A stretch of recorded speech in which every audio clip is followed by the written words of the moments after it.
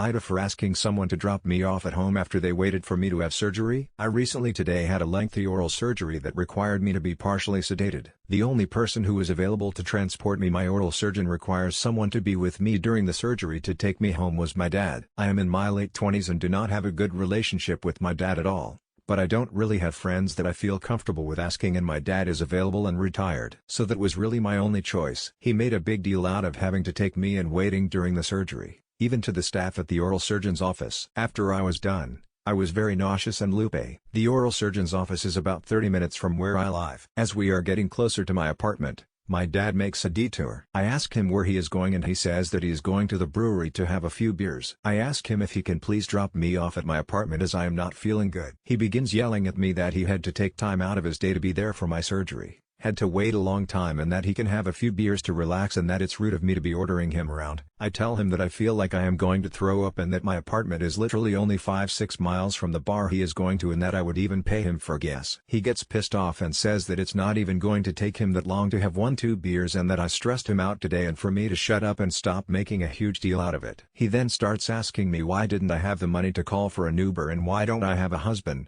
boyfriend or friends who are willing to take care of me, and called me a loser, and that if I lost weight and took better care of myself maybe I would have a boyfriend or friends. He then said that because he is driving, that doesn't automatically make him my chauffeur, and that if I don't feel like going to the brewery with him, then I can walk home.